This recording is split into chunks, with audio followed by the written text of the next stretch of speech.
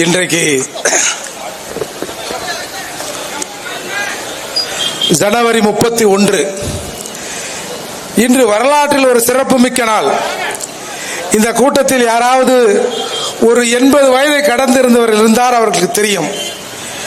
ஏனென்று சொன்னால் 48 ஆண்டுகளுக்கு முன்னால் 31/1/1976 ஊழல் செய்த பெருமகனார் என்பதற்காக திமுக ஆட்சி கலைக்கப்பட்ட நாள் இந்த நாள். இது ஒரு வரலாற்று சிறப்புமிக்க நாள். இந்த நாளில் ஈரோட்டில் ஓட்டு கேட்டு நிக்கிறோம். இப்போ ஏன் சீமானுக்கு ஓட்டு போடணும்?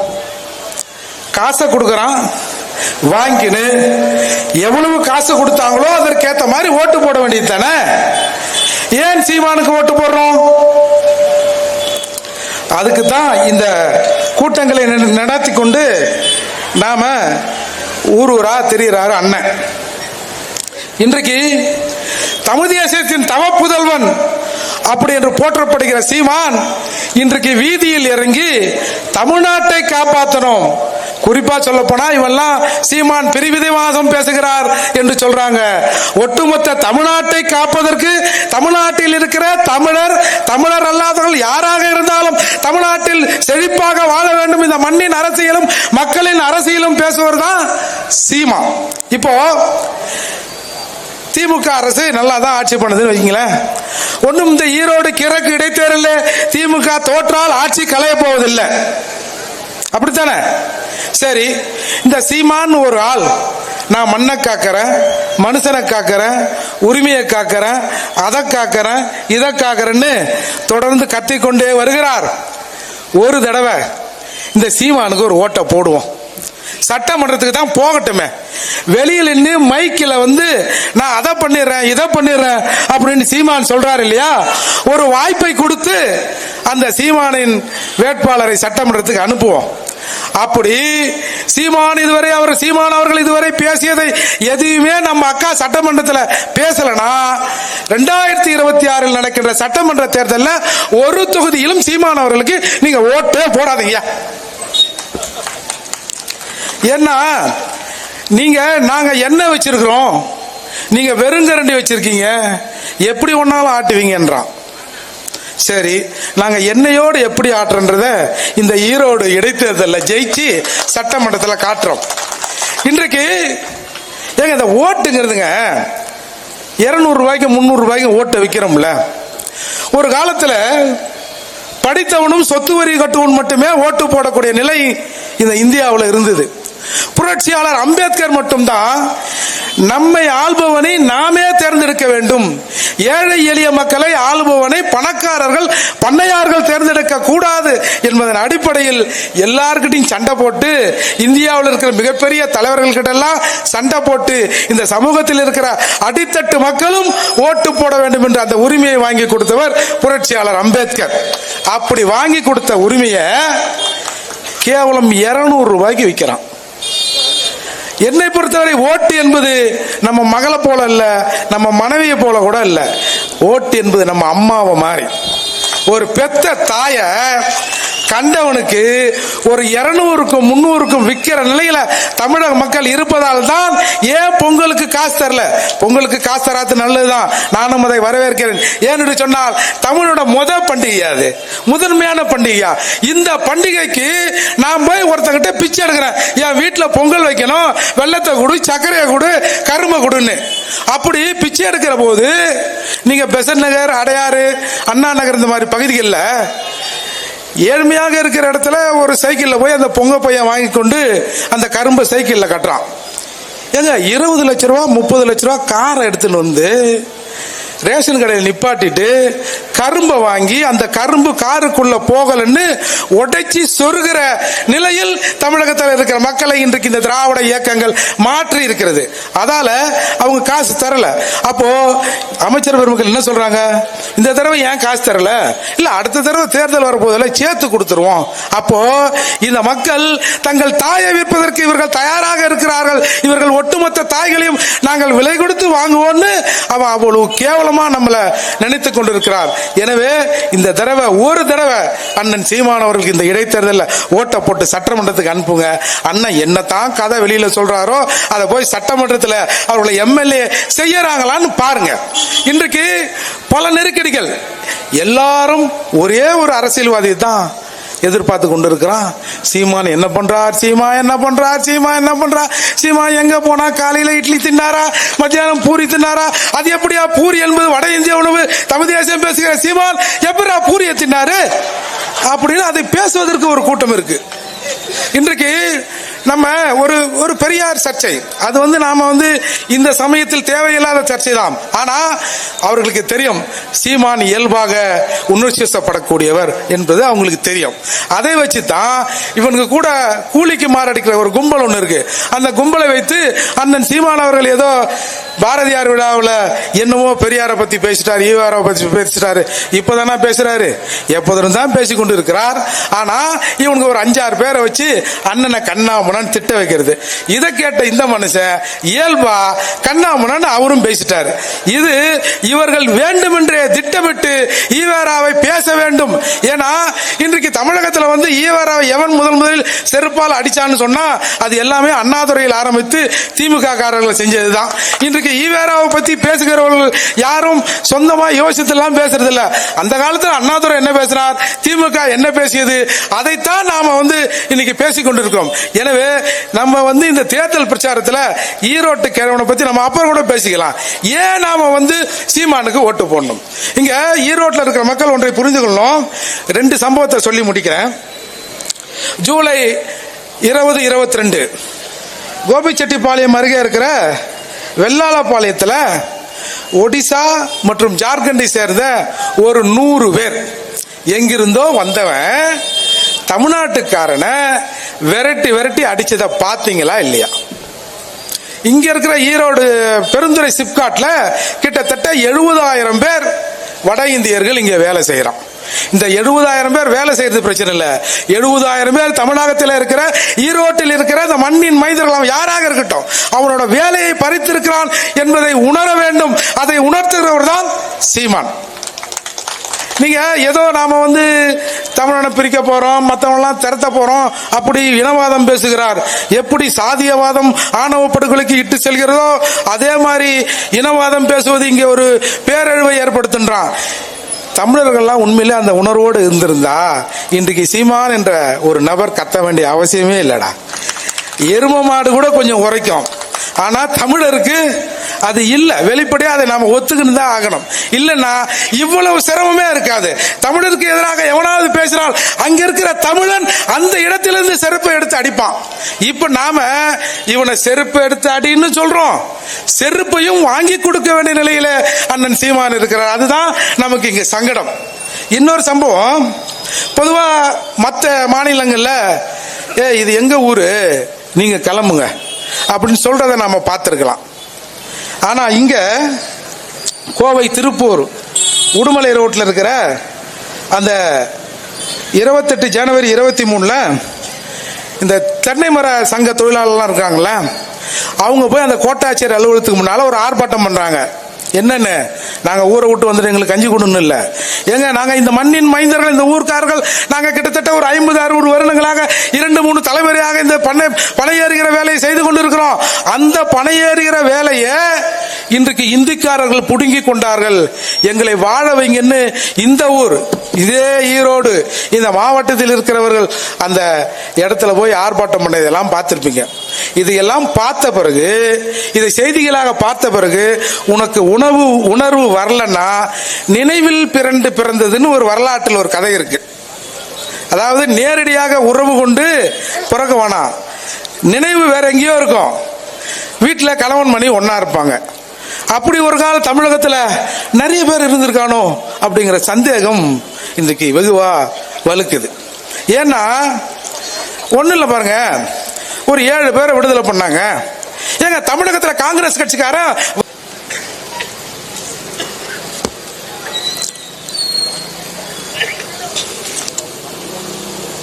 இந்த ஈரோடு பவானி மேட்டூர் ரோட்ல ஜீவா நகர்னு ஒன்று இருக்கு, பார்த்துருப்பீங்க. பசுக்கள் எல்லாம் நாம ஒன்றும் கொடுமைப்படுத்தல. ஒரு 12 வட இந்தியர்கள் சேர்ந்து ஏங்க ஒரு 10-12 பசுவை ஆறுமாறாக்கிட்டான். பசுவே இப்படி பண்றான்னா அப்ப நம்ம வீட்டு பிள்ளைங்களை அவன் என்ன பண்ணுவான்? அவர்களை வருவதை தடுப்பதற்கு இந்த அரசு ஏதாவது ஒண்ணு செய்யுதா? ஒரு நூற்பாளையில கோபிச்செட்டிப்பாளையத்துல அங்க இருக்கிற நூற்றுக்கணக்கான வட இந்திய தொழிலாளர்கள் சேர்ந்து இந்த மண்ணின் மைந்தர்களை தமிழ்நாட்டுக்காரன ஈரோட்டுக்காரன வேலையில எடுக்காதன்னு போராட்டம் பண்றான். இதே நிலை கர்நாடகாவில் நடக்குன்னு வச்சுங்க, ஒரே ஒரு பய உயிரோடு இருந்திருக்க முடியாது அந்த தொழிலாளர்கள். அதையெல்லாம் கேட்டுக்கொண்டு நாம சாதாரணமா தானே இருக்கிறோம். அதால தான் எனக்கு சந்தேகம் மேலும் மேலும் வளர்க்கிறது. நாம நினைவில் பிறந்திருப்போமோ அப்படிங்கிற சந்தேகம் இயல்பா வருது. எனவே எனதரமை சகோதர சகோதரிகளே, நாம யாருக்கும் எதிரானவர்கள் அல்ல. இந்த சீமான் அவர்கள் பேசுகிற இந்த மண்ணுக்கான அரசியல் இந்த மண்ணில் இருக்கிற எல்லா சமூக மக்களுக்கும் எல்லா இன மக்களுக்கும் சேர்ந்து தான். நாம யாரையும் மற்ற ஸ்டேட் மாதிரி நாங்க மட்டும் தான் இங்க இருப்போம், நீங்க எல்லாம் போங்க, உங்களை விரட்டி விடுவோம் என்றெல்லாம் யாரும் இங்க சொல்லவில்லை. இந்த மண்ணை காத்து அடுத்த தலைமுறைக்கு கொடுக்க வேண்டிய பொறுப்பு நமக்கு இருக்கிறது என்று தான் செந்தமன் சீமான் அவர்கள் தொடர்ந்து பேசிக்கொண்டே இருக்கிறார். எனவே ஒரே ஒரு முறை ஒரு வாய்ப்பை அண்ணனுக்கு தாருங்கள். அண்ணன் சும்மா சொல்றாருல என்னன்னோ நான் அதை பண்ணுவேன் இதை பண்ணுவேன்னு. அண்ணனுடைய எம்எல்ஏ சட்டமன்றத்தில் என்ன பண்றாங்கன்னு தமிழகத்தில் இருக்கிற மக்கள் பாருங்க. ஒரு சட்டமன்ற உறுப்பினர் என்று சொன்னால் எப்படி இருக்க வேண்டும் என்பதை நம்முடைய சீதா லட்சுமி அவர்கள் நிச்சயமாக நிரூபிப்பார். எனவே இங்க பாருங்க, இந்த தடவை நீங்க திமுகவுக்கு ஓட்டு போட்டு ஜெயிச்சு இன்னொருத்தர போய் கொள்ளடிக்க தானே விட போறீங்க. கொள்கையை பேசுவதற்கு, தமிழ்நாட்டை பேசுவதற்கு, தமிழக மக்களை பற்றி பேசுவதற்கு, எங்களின் நிலையை பற்றி பேசுவதற்கு, எங்களுக்கு அடுத்த இளைய தலைமுறையை பற்றி பேசுவதற்கு ஒரு வாய்ப்பு அளித்து இந்த வேட்பாளரை நீங்க கண்டிப்பா ஜெயிக்க வைக்கணும். அப்படி இல்லைன்னு வச்சுங்க பாருங்க, இந்த சீமான் அவர்கள் தான் தமிழ் இனத்தின் கடைசி ஆயுதம். இந்த ஆயுதத்தையும் நாம் இழந்து விட்டால் வாழ்க்கையே முடிஞ்சிடும். அதால தயவு செய்து கொஞ்சம் சிந்திச்சு பாருங்க. இன்றைக்கு வேண்டும்னே அதை சொல்லிட்டார் இதை சொல்லிட்டார்ன்றதெல்லாம் உங்களுக்கு பிரச்சனை இல்லை. இப்ப எல்லாரும் ஈவே ராமசாமி பத்தி பேசுறாங்க. என்னை பொறுத்தவரை அது நம்ம பேச வேண்டிய அவசியமே இல்லை. ஈவே ராமசாமி திட்டினாலும் உங்களுக்கு ஒன்றும் பிரச்சனை இல்லை. ஆனால் ஈவே ராமசாமியை திட்டுகிற அதே நேரத்தில் திராவிடம் தமிழ் இனத்திற்கு எதிராக இருந்திருக்கிறது. திராவிடம் என்ற பெயரால் இங்கே தமிழர்களை இவர்கள் பிரித்திருக்கிறார்கள். எனவே இந்த திராவிடத்தை விலக்கி வைத்துவிட்டு தமிழரெல்லாம் நாம் ஒன்றாக இணைய வேண்டும் என்ற ஒரு சிந்தனை இன்றைக்கு எழுந்திருக்கிறது. அந்த சிந்தனை அடுத்து இவர்களை ஆட்சியில் அமர விடாது என்பதற்காக தான் இவன் பெரியாரை தூக்கிட்டு வரான். பெரியாருக்கும் இவனுக்கெல்லாம் ஒண்ணுமே இல்லை. இப்ப அண்ணன் சீமான் அவர்கள் பேசுவதெல்லாம் இவர்கள் பேசியதுல 10ல் 1 பேசியிருப்பாரான்றதே சந்தேகம் தான். என்னை தெரிஞ்ச வரைக்கும் ஒரு 1/2% தான் அண்ணன் பேசுறாங்க. மற்றவங்க ஒரு 1/4% அங்க இங்க பேசுறோம். எனவே திராவிடம் என்ற பெயரால் தமிழகத்தில் தமிழர்களை ஏமாற்றிக் கொண்டு இங்கே ஒரு சின்ன கூட்டம் எனக்கு என்ன வருத்தம்னா, எங்களை ஒரு பெரிய கூட்டம் ஏமாத்தினாங்களோ சந்தோஷம் தான். நம்மளோட பெரிய கூட்டம் அவர்கள் ஓட்டை வைத்துக் கொண்டு இருக்கிறார்கள். அவங்க ஏமாத்துறான்னா கூட நாம அதை ஒரு புரிஞ்சுக்கலாம். ஆனால் மைக்ரோஸ்கோப் கம்யூனிட்டியாக இருக்கிற ஒரு கூட்டம் தொடர்ந்து பெரும்பான்மையாக இருக்கிற தமிழர்களை ஏமாத்தி கொண்டிருக்கிறது. இவனுக்கு தேவைன்னு சொன்னா திராவிடன்றான், தேவன்னா தமிழர்கள் என்றான். கடல்ல தூக்கி போட்டா கட்டுமரமா வருவன்னு போது தமிழர்களே என்று சொல்கிற கருணாநிதி திராவிடர்களே சொல்லணும்ல. ஏன்னா திராவிடர்ல விரல் விட்டு எண்ணிடலாம். இந்த பயல்வார் நம்ம கடலோட விட்டுருவானுங்க. அதால தமிழர்கள் நம்மை காப்பாற்றுவார்கள் என்பதற்காகத்தான் தமிழர்களே என்னை கடல்ல தூக்கி போட்டாலும் நான் கட்டுமரமா வருவேன்னு சொல்றாரு. இதை நம்முடைய தமிழர்கள் புரிந்து கொள்ளணும். இது கடைசி வாய்ப்பு. இந்த வாய்ப்பையும் நாம் இழந்து விட்டால் அண்ணன் பூவை மூர்த்தி அவர்கள் ஒன்றை சொல்வார். இந்த தலைமுறை நாம் தெரிந்து கொண்டிருக்கிறோம், அறிந்து கொண்டிருக்கிறோம். இந்த தலைமுறையே இந்த சாதிய ஏற்றத்தாழ்வுகளை அழித்தொழிக்க வேண்டும். அப்படி இல்லை என்று சொன்னால் நமக்கு அடுத்து வருகிற சமூகம் இதை விட மொக்கையாக இருந்தால் நாம என்ன செய்து, அதால இந்த தலைமுறையே போராடக்கூடிய தலைமுறை, இந்த தலைமுறையே போராட்டத்தில் நாம் ஈடுபட்டு வென்றாக வேண்டும் என்று அண்ணன் பூவை மூர்த்தி அவர்கள் சொல்வார். அதைத்தான் அண்ணனும் சொல்றாரு. எப்பா நாங்க இங்க இருக்கிறோம், இப்ப ஒரு 5-6 பேர் இந்த நாட்டில் கத்தின்னு இருக்கிறோம். கொஞ்சம் பார்த்து செய்யுங்க. அப்படி இல்லைன்னா நாளைக்கு என்றைக்கு இப்ப எல்லாரும் இடஒதுக்கீடுனா எஸ்சிலாம் இடஒதுக்கீடு கேட்கறான்னு சொல்லுவாங்க இல்லையா, இந்த நிலை நீடிச்சதுன்னா ஏங்க நாங்க தமிழர்லாம் இவ்வளவு இருக்குதுங்க, கொஞ்சம் பார்த்து ஒரு 5-6% எங்களுக்கு கொடுத்தாதான் என்னங்க அப்படின்ற நிலை தமிழகத்தில் வரும்டா, வரும், நிச்சயமா வரும். ஏன்னா இன்றைக்கு தமிழக அமைச்சர்களை பாருங்க, ஒரு 9 பேர் இருக்க அமைச்சர். எதுக்கு 9 பேரு? ஒரு அமைச்சர் சொல்றாரு, நீ இன்னும் ரெட்டியாரோட பையன்னு சொன்னா அரசு வேலையை போட்டு கொடுத்துருவோம்னாரு. நீ கூட அதை வெளிப்படையா சொல்ற தெரியுமா? அதை கேட்டுக்கொண்டு நாங்க சும்மா இருக்கிறோம் தெரியுமா? அதுதான்டா பிரச்சனை. இங்க யாரும் உங்களை வாழ வேணான்னு சொல்லல. அண்ணன் சொல்ற மாதிரி எங்களை ஆளாதீங்கடா, உங்களை சேர்த்து நாங்க ஆள்றோம். எங்கள் ஆட்சியில் ஏதாவது குறை இருந்தால் நேரடியாக உங்களுக்கு உரிமை இருக்கிறது அண்ணனிடம் சொல்வதற்கு, ஆட்சியாளரிடம் சொல்வதற்கு. போதும், ஏமாத்துறது போதும். இது எங்க அப்பா காலம்னா பரவாயில்ல. இப்போ என்னைய படிக்க வச்சாருன்னு சொல்றாங்க, அது மாதிரிதான் எங்க அப்பா காலத்துன்னு சொல்லியிருப்பாங்க. எங்க அப்பா சரி இவன் தான் படிக்க வச்சானுங்க போல இருக்குது அப்படின்னு போயிருக்கலாம். நான் சொல்லுவேன், சரி என்னைய படிக்க வச்ச, எங்க அப்பா தனபால நீ படிக்க வச்ச, அவங்க அப்பா நடேசனை யார் படிக்க வச்சா, அவங்க அப்பா போரூரான யார் படிக்க வச்சா? என் குடும்பத்துல நான் எனக்கு தெரிஞ்சு நான் 4வது தலைமுறை படித்திருக்கிறேன். என்னடா இது 44க்கு பின்னாடி கட்சி ஆரம்பிச்சுட்டு கதை விட்டுறீங்க. நாங்க அதை கேட்டுன்னு இருக்கிறோம். நாங்க தேவையில்லாம அதை சீண்ட வேண்டாம், அது தெரியும், அது ஒரு மலம் என்று எங்களுக்கு தெரியும். அந்த மலத்தை நோண்டக்கூடாது என்று எங்களுக்கு தெரியும். அந்த மலத்தை மிக்சியில போட்டு மோரை ஊத்தி அடிச்சு நீங்க தானே கொடுக்குறீங்க, நாங்களா இல்லையே. நாங்க எந்த காலத்திலும் ஈவே ராமசாமியை போய் அந்த செத்த பிணத்தை தோண்டி திரும்பவும் ரீபோஸ்ட்மார்டம் பண்ணி அது எப்படி செத்தது ஏதா செத்தது என்ற கவலை எங்களுக்கு இல்ல. மீண்டும் மீண்டும் எங்கள் மீது நீங்கள் திணிக்கிறீங்க. நாங்க எங்க அப்பா திராவிடன்னு சொன்னா போனாரு, அவங்க தாத்தா கூட கொஞ்சம் இறுதி காலத்துல போயிருக்கலாம். ஆனால் நாங்க எப்பா எங்களை திராவிடன்னு சொல்லாதீங்கப்பா, எங்களுக்கு தமிழன் ஒரு அடையாளம் இருக்கு, அந்த அடையாளத்தோடு நாங்கள் வாழ்கிறோம் என்று சொல்றோம் பத்தியா, அதுதான்டா சீமானின் அரசியல். நான் அடிக்கடி சொல்வேன், சீமான் அரசியல். அண்ணன் இன்னைக்கு பேசுறாரு, அண்ணன் எதுல தான் இருக்காரு, அண்ணன் கூட கொஞ்சம் நாளைக்கு மாத்தி பேசினாரு கூட வச்சுங்க. சீமானின் பின்னால் இருக்கிற கூட்டம் அந்த அரசியலை சரியாக கொண்டு போவோம். அதுதான் இவங்களுக்கு பிரச்சனையே. இந்த அரசியல் சீமானோடு முடிஞ்சுட்டா, சீமானை ஏதாவது பேசி கீசி இருங்கண்ணே பாத்துக்கலானே அப்படின்னு சொல்லி கூட ஏதாவது பண்ணலான்னு பார்த்தா பின்னாடி இருக்கிறவன் அடங்க மாட்டான் போல இருக்குது. சொல்ல போனால் இந்த அரசுக்கு நமக்கெல்லாம் அண்ணன் ஒரு வகையில துரோகம் பண்றாரு. அண்ணன் இந்த கட்டுப்படுத்தலைன்னா இவனுங்க அசிங்கப்பட்டு போயிடுவாங்க. அண்ணன் ஒரு தலைவர் என்ற முறையில் இந்த இயக்கத்தை, நாம் தமிழர்களை, பொதுவாக தமிழர்களை ஒரு ஒழுங்கான சீரோடு நடத்த வேண்டும் என்று இவர்களை கட்டுப்படுத்தி வைத்துக் கொண்டிருக்கிறார். அப்படி இல்லைன்னா 36 லட்சம் பேரும் ஒவ்வொரு மூலையில் என்று பேசினார்கள் என்று சொன்னால் திராவிடத்தின் பேரால் எவனாவது தெருவிலே நடமாட முடியுமா? என்னது இது? எனவே தமிழர்கள் அவன் சரியா இருக்கிறான், மெட்ராஸ் பக்கம் ஓடி போய் சுப்பிரமணியங்கிறவன் கண்ணன்னு ஏதோ கடையை வச்சு பொழப்பு நடத்துவான். அந்த மாதிரி இவங்க என்னவோ திராவிடம்னு சொல்லி சொல்லி சொல்லி திருட்டு பயல்க மாதிரி, நம்ம திருடன்னு சொல்லல, திருட்டு பய பேரை மாத்துவோம், அத மாதிரி இவர்கள் பேரை மாய்த்து வைத்துக் கொண்டிருக்கிறார்கள்.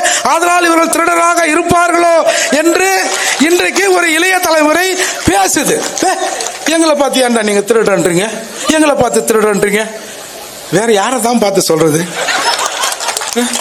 ஐயா உங்களையே நாங்க திருடன்னு சொல்லலாம், யோ அந்த வார்த்தையை தமிழ்ல இருந்து நாங்க எடுத்து என்னையா, அதுக்கப்புறம் நாங்க யாரை பார்த்து சொல்லுவோம்? சும்மா ஒரு அண்டா திருடுறவன், ஒரு குண்டா திருடுறவன், ஒரு கள்ளப்பருப்பி திருடுறவன், டீ கடைக்கு போனா 2 போண்டா எடுத்து திருடுறான அவனையா நாம சொல்லுவோம்? ஆகவே அந்த கோடிகள்லாம் அவங்களுக்கு சாதாரணம். ஏன்னா 30,000 கோடி லீக்கேஜ் என்ற முறையில் வருமானம் வருகிறது என்று சொன்னவர்கள், கருணாநிதி வகைரா தன் வாழ்நாளில் சம்பாதித்த காசை விட குறுகிய காலத்தில் 30,000 கோடியை சம்பாதித்து வைத்து இதை எங்கே வைப்பதுன்னு தெரியலங்கிறான். ஏங்க ஒரு 50 ரூபாய் எங்கன்னா வச்சிட்டோம்னா, ஐயோ எங்க வச்சமோ தெரியலையா, எங்க வச்சமோ தெரியலையா, எங்க வச்சமோ தெரியலையா, எங்க வச்சமோ தெரியலையா அப்படின்னு அழுது கொண்டிருக்கிற இந்த சமூகத்துல 30,000 கோடியா? எப்ப நான் சொல்லல, நம்ம மரியாதைக்குரிய பிடிஆர் தான் சொன்னாரு, நிதி அமைச்சரா இருந்தவர், அது வேற. ஏன்னா அவர் கணக்கு அப்ப சரியா தெரியும் இல்லையா. 30,000 கோடியை எங்க வைக்கிறதுன்னு தெரியலன்றான். ஒரு 10 ரூபாய் பாக்கெட்ல இருந்து கீழே விழுந்துட்டா ஐயோ தொலைஞ்சு போச்சுன்னு தேடுறான். பிள்ளைக்கு ஒரு பிஸ்கட் வாங்கி கொடுத்துருக்கலாமே, அப்படி என்ற சமூகம் இன்றைக்கு தமிழகத்தில் இருந்து கொண்டிருக்கிற போது 300 கோடின்றான், 4 கோடி வாட்சிங்கிறான், 5 கோடி வாட்சிங்கிறான்.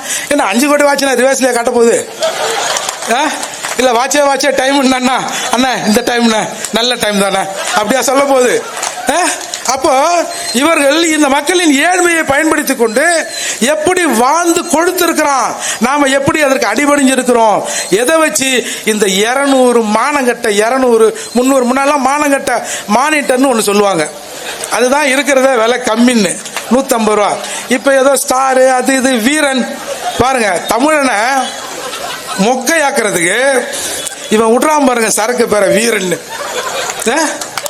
இன்றைக்கு அண்மையில் 2000 இப்ப ஒரு 10 நாட்களுக்கு முன்னால் ஒரு சர்வே இந்திய அளவில் வெளியிடப்பட்டது. தமிழகத்தில் இருக்கிற புள்ள பெத்துக்கிற விகிதம் இருக்குல்ல, பிறப்பு விகிதம் 11% குறைந்திருக்கிறது. பார்த்துங்க எத்தனை சதவீதம்? 11% தமிழர்கள் பெட்டையாகி இருக்கிறார்கள். இது என்ன குழந்தை பெத்துக்கிற, இது பெட்டையாகி மொக்கையாகி இருக்கான். இந்த நிலை இப்படியே நீடித்தால் இந்த 11 22 ஆகும், 32 ஆகும், 42 ஆகும். அப்புறம் சிறுபான்மை தமிழர்களுக்கு இடஒதுக்கீடு வேண்டும் என்று ஒரு போராட்டத்தை முன்னெடுக்க இருக்கிறோம். எங்காவது எந்த ஊரிலாவது தமிழர்கள் இருந்தால் உடனடியாக இந்த எண்ணுக்கு தொடர்பு கொள்ளுங்கள். குறைந்தபட்சம் ஒரு 50-100 பேராவது போய் ஆர்ப்பாட்டத்தில் போராட்டத்தில் நிற்கணும் என்ற நிலை தமிழகத்துக்கு வந்துவிடும். எனவே தமிழர்கள் இந்த திராவிடத்தை அழித்தொழிக்காமல் தமிழனுக்கு வாழ்வே கிடையாதுயா. எவனெல்லாம் திராவிடம் இப்ப ஓரளவுக்கு இவனுக்கு திராவிடம்னு சொல்லி வெளியே வரதுக்கு கொஞ்சம் கூச்சப்படுறானோ, அதனாலதான் சில அல்லக்கைகளை விட்டு நீ சொல்ல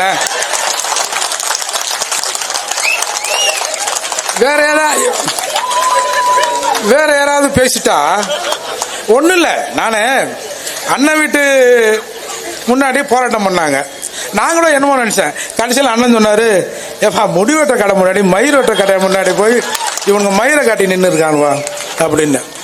நான் ஒரு சின்ன பதிவு தாங்க போட்டேன். நான் இப்போ டிவியை போட்டேன். ஒரு ஆம்னி பேருந்தை அரசு பேருந்தில் ஏத்தனான். எப்பா அதுக்கு எத்தனை பேர் அந்த ஆம்னி பேருந்து கோச்சிக்கினாங்களோ பரவாயில்ல, அது எங்க 2 பேருக்குமான பிரச்சனை. இவனுவ திராவிடம்னா இப்ப ஆம்னி பேருந்து தான் போல இருக்குது. உடனே திராவிடத்தின் பெயரால் கிட்டத்தட்ட ஒரு 50-100 பேர் அசிங்கமா போடுறான். நமக்கு தெரிஞ்ச ஒரு காவல்துறை அதிகாரி, ஏங்க அந்த பதிவை கொஞ்சம் எடுத்துருங்க, ரொம்ப கேவலமா வந்து புளிய மரத்துக்கு பேட்டரி அடிச்சாங்களாம், எங்க வீட்டில் இருக்கிறவங்க அடிச்சாங்களா, அதா இதா அப்படி இப்படின்னு கண்ணாமன்னு போறேன். நான் சொன்னேன், கதறட்டுங்க, இவ்வளவு நாள் சொகுசாக தமிழர்களை ஏமாத்திக் கொண்டு தமிழிலே வசனம் பேசிக்கொண்டு நாங்கள் எல்லாம் முத்தமிழ் அறிஞ்ச நாங்கள் தான் தமிழை காக்க வந்தோம்னு சொல்லியிருந்தால, இன்னைக்கு தெருவில் இறங்கி கதறான்ல, அதே பெரும் மகிழ்ச்சி தான். இந்த மகிழ்ச்சி நிச்சயமா அவர்களுக்கு நீடிக்கணும். இங்க பாருங்க, அண்ணன் கூட போட்டு சொன்னாரு, ஏன் நம்ம அண்ணன் அப்படி பேசுறாரு, என்ன பண்ணுவார் பாவம், பேசித்தானே ஆகணும். ஏன்னா எஜமானர் விசுவாசம்ங்கிறதுங்க, பொதுவாக எஜமானர்கள் பார்த்தீங்கன்னா இந்த நாய்களை வளர்க்கிறார்கள்வா, நாயில கரிச்சு சமைச்சு கமிச்சு வெறும் எலும்பு போட மாட்டான், எலும்பு ஓரம் லைட்டாக கொஞ்சம் கறியை விட்டு போடுவான். அப்போதான் அந்த நாய் அதை உரண்டி கொண்டு இருக்கும். இல்லைன்னா சும்மா நம்ம சாப்பிட சொல்ல வந்து எத்தி பார்க்கும். அதற்காக அந்த மாதிரி பல நாய்களை இன்றைக்கு அண்ணா அறிவாலயத்தில் கட்டி வைத்திருக்கிறார்கள். அந்த நாய்கள் எல்லாம் குறைக்கத்தான் செய்யும். இவங்களே சொல்றாங்க திராவிடம்னா ஒண்ணும் இல்ல, அது ரேஸ் இல்ல, இனம் இல்ல, ஆள் இல்ல, வேர் இல்ல, மண் இல்ல அப்படின்னு சொல்லிட்டு திராவிடத்தை அழிக்க நாங்கள் விட மாட்டோம். சரி விடாதீங்கப்பா. வீரமணின்னு ஒருத்தர் இருந்தார், நீங்க பார்த்திருப்பீங்க. இதே ஈரோட்டில இசைஞானி இளையராஜா அவர்களை தபாலை எடுத்து அடிச்சவனெல்லாம் இசைஞானி ஆயிட முடியுமா? சரி நீ அது கூட பரவாயில்ல, எங்க இசை நீ ஒத்துக்காத, ஏன்னா எங்க இசை மாறுபட்ட இசை, உன்னோட இசை வேற இசை, நீ அதை ஒத்துக்காத, எங்க இசை பற இசை. அப்ப பணங்காசு சேர்ந்துட்டா நீ என்ன பெரிய ஜாதி நினைப்பா அப்படின்னு EVKS இளங்கோவன் பெரியோரின் பேரன் பேசுறது பிரச்சனை இல்லை. சமூக நீதி காவலர்னு சொல்ற எங்க ஐயா வீரமணி கைத்தனார் பாத்தீங்களா, அதுதாங்க சிக்கல். அப்போ எப்பேற்பட்ட ஆளாக இருந்தாலும் திராவிடம் ஆளுக்கு ஒரு எலும்பு கொடுத்துரும். கட்சியினரு தேவைப்பட்டா கூப்பிடுறோம், வந்து கொலை, திரும்பவும் போயிடணும். என்ன சொல்றேன், சீமான் வீட்டு முன்னால் ஒரு 1000 பேர் 2000 பேர் வந்தான்னு சொன்னால, சரியா? அன்னைக்கு ஒரு 200-300 போலீஸ் இருந்தது. மறுநாள் வந்து மயிரை பிடுங்க வேண்டியது தானே, சொல்லாம வர வேண்டியது தானே. அவர் 100 பேர் சீமான் வந்து வர வேண்டியது தானே. இதுல வேற ஒருத்தன், நான் போன தடவை போனுங்க 10 பேர் தான் வந்தான், ரொம்ப வருத்தமா இருக்குங்க அப்படின்னு அழுவுறாங்க பொது வெளியில. ஏண்டா துக்கம் தாளன்னா சாகு, சாவறதுக்கு எவ்வளவோ வழி இருக்கு, சாகு. உன் சாவையும் உன் உடலையும் எங்கள் மண் பொறுத்துக் கொள்ளும். ஏன்னா இந்த தமிழகத்துக்கு வேண்டாதவன், தமிழ் மண்ணுக்கு வேண்டாதவன் எத்தனையோ பிணங்களை இந்த தமிழ் மண் சுமந்து கொண்டுதான் இருக்கு. அதையெல்லாம் ஒரு காலத்தில் தோண்டி வெளியில கடாசனம் பார்ப்போம். அப்போ போய் சொல்றான், ஐயா நான் போன தடவை போனேன் ஒரு 10 பேர் 5 பேர் தான் வந்தான்.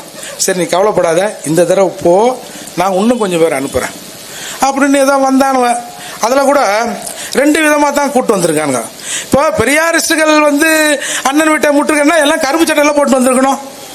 என்னென்னவோ எதோ இந்த அண்ணன் வந்து அறிந்ததற்கு எதிராக பேசிட்டாரு, அதுக்காக நம்ம நியாயம் கேட்க போறோம். அதுக்கு எங்க வந்து கேட்கறது, நியாயம் கேட்க போறோம்னு அது ஒரு கும்பலை பாவம் ஏத்திக்கின்னு வந்து அதுங்க வேகாத வெயில்ல. நான் தான் சொன்னேன், எப்பா சீமான் வீட்லயாவது கறியும் பிரியாணியும் சாப்பிட்றான், வெறும் தக்காளி சோறு தை சோறத்துக்கு ஏயா இப்படி வந்து போறீங்க அப்படின்னு சொன்னேன். ஆக இன்றைக்கு தமிழ் தேசியம், தமிழர் அரசியல், தமிழர் நலன் யார் பேசினாலும் அவர்களை குறிவைத்து தாக்குவதற்கு இங்கே ஒரு வடுக கும்பல் திராவிடம் என்ற பெயரால் இங்கே தயாராகி கொண்டிருக்கிறது என்பதை தமிழர்கள் புரிந்து கொள்ள வேண்டும். இது ஏதோ ஒரு சட்டமன்ற தேர்தலில் போய் ஜெயிச்சுட்டு நாங்கள் முதலாக ஒரு சட்டமன்ற வேட்பாளரை நாங்கள் தமிழக சட்டமன்றத்திலே அனுப்பி இருக்கிறோம் என்று பெருமை பேச போவதில்லை. நிச்சயமா இந்த சட்டமன்ற இந்த உறுப்பு அக்கா கீதாலட்சுமி ஜெயிச்சு சட்டமன்றத்துக்கு போய் அண்ணன் வெளியில பேசுறதெல்லாம் உள்ள பேசுறேன்னு வச்சுங்க, நானே அண்ணனை நேரடியாக கேள்வி கேட்பேன் என்பதை இந்த மக்கள் உணர்ந்து கொள்ள வேண்டும். எனவே இது எல்லாம் சொல்லுவான்ல, இது வாழ்வா சாழ்வா போராட்டம் அப்படிலாம் கதை விடுவான். இவன் சாவும் போறதில்லை, நம்மளை வாழ விடவும் போறதில்லை. ஆக உண்மையிலே இது தமிழர்களின் வாழ்வா சாவா போராட்டம். இங்க இருக்கிற இடங்கள் எல்லாம், இந்த வளங்கள் எல்லாம் இங்கே பறிக்கப்படுகிறது. தமிழ்நாட்டில் தமிழின் உரிமை பறிக்கப்படுகிறது என்பதை மறந்து விடாதீங்க. திரும்பவும் சொல்றேன், அண்ணன் இதுல மாறுபட்டா கூட பரவாயில்ல, தமிழின் உரிமை என்றால் தமிழ்நாட்டில் வசிக்கிற எல்லாரையும் தான் நாங்க மக்களா பார்க்கிறோம். எங்களை ஆதிக்கம் செலுத்தாதீங்கன்னு தான் சொல்றோமே தவிர நாங்கள் வந்து இந்த பிரிவினை பாதம் பேசுகிற ஆள் இல்லை. எப்படி ஒரு தமிழ்ச்சாதி, தமிழ் குடிமகன், தமிழ் தேசிய தவப்புதல்வன் போய் ஏம்பா அவன் வேற இவன் வேறன்னு பேசுவாங்களா? கொஞ்சம் யோசித்து பார்க்க வேணாம். எனவே இந்த அரசியல் நம் மண்ணுக்கான அரசியல், இது நமக்கான அரசியல், நம்முடைய அடுத்த பிள்ளைக்கான அரசியல். நாம நம்முடைய இழிவுகளை நாமே துடைக்காவிட்டால் அந்த இழிவை நம்ம பிள்ளை மீது, இப்படி சொல்றேன், இழிவுன்னா கூட உங்களுக்கு புரியாது, நம் மீது ஒரு மலம் பூசப்பட்டிருக்கிறது. திராவிட என்ற மலம் தமிழர்கள் மீது பூசப்பட்டிருக்கிறது. இந்த திராவிட மலத்தை நாமே தொடச்செறிய போறோமா, இல்ல அப்படியே கழட்டி நம்ம புள்ளகிட்ட கொடுத்துட்டு என்னன்னா நீ தொடச்சுக்கடா அப்படின்னு சொல்ல போறோமா அப்படிங்கறதை இந்த மக்கள் சிந்திக்க வேண்டும். எனவே ஈரோடு கிழக்கு சட்டமன்ற தேர்தலில் நடக்கிற இந்த இடைத்தேர்தலில் அக்கா அவர்களுக்கு ஒரு முறை ஓட்டு போடுங்க. திரும்பவும் சொல்றேன், ஒரு முறை ஓட்டு போட்டு சட்டமன்றத்துக்கு அனுப்புங்க. அண்ணன் பேசுனதெல்லாம் அவங்க பேசலனா வருகின்ற 26 சட்டமன்ற தேர்தலில் யாருமே சீமான் அவர்கள் பேச்சை நம்பாதீங்க, யாருமே சீமானுக்கு ஓட்டு போடாதீங்க. அதால் கடைசி வாய்ப்பு. தமிழர்களே, நீங்கள் இறந்து கொண்டிருக்கிறீர்கள், உங்களை ரட்சிக்க சீமான் என்ற ஒருவர் வந்திருக்கிறார், அவரை கரத்தை கைப்பற்றி மேல வாங்க. அப்படி இல்லைன்னு வச்சுங்க, ஒன்றும் சொல்றதுக்கு இல்லை. எனவே சிந்தித்து செயல்படுங்க. இந்த 100க்கு 200க்குலாம் ஓட்டை விற்கிறத, அம்மாவை விற்கிறத தவிர்த்துருங்க. அதால தான் நம்மளை வந்து ஒரு கால் அன்றைக்கு சொன்னார் இல்லையா, ஏதோ டி நகர் கூட்டத்தில் நான் இந்த மக்களை தெவடியா பசங்களா விட்டுட்டு போறது தான் எனக்கு வருத்தம்னு சொன்னார் இல்ல. நான் ஒரு முறை ஒரு அண்ணங்கிட்ட பேசியிருந்தேன், காங்கிரஸ் கட்சி அந்த காலத்தில் 2 ரூபாய் கொடுத்தானா ஓட்டு போடுறதுக்கு. எனக்கு ஆச்சரியமாச்சு, இல்லைண்ணே ஓட்டுலாம் நாங்க இப்பதானே அதை விற்கிறதுக்கு கத்துக்கணுமே அப்படின்னு நாங்க நினைச்சோம்னா, இல்லப்பா காங்கிரஸ் அந்த காலத்திலேயே இந்திரா காந்தி அம்மையார் இருந்த போதே ஓட்டுக்கு 2 ரூபாய் கொடுப்பாங்க அப்படின்னு சொன்னாரு. அப்போ ரொம்ப நாள் உங்களை பழக்கப்படுத்தி வச்சுட்டாங்க. இப்ப சீமான் அண்ணன் வந்து வாயானா ஏஞ்சிக்க மாட்டீங்க. அதால தயவு செய்து சீமான் அவர்களை பேச்சை கேளுங்க. ஆண்ட்ராய்டு போன் வந்திருக்குது, அண்ணன் பேசினா அதுல போய் உண்மையிலே அண்ணன் இதைத்தான் பேசுறது உண்மையான தேடி பாருங்க. தேடி பார்த்து சீமான் அவர்களின் பின்னால் காலத்தின் கட்டாயம் தமிழகத்திலே இருக்கிற தமிழர்கள் மட்டுமல்ல ஒட்டுமொத்த மக்களும் சீமான் பின்னால் அணி திரண்டால் தான் தமிழகம் காக்கப்படும். அப்படி இல்லைன்னு சொன்னா எந்த இன்னொரு அவதாரம் வரும்லாம் நினைக்காதீங்க.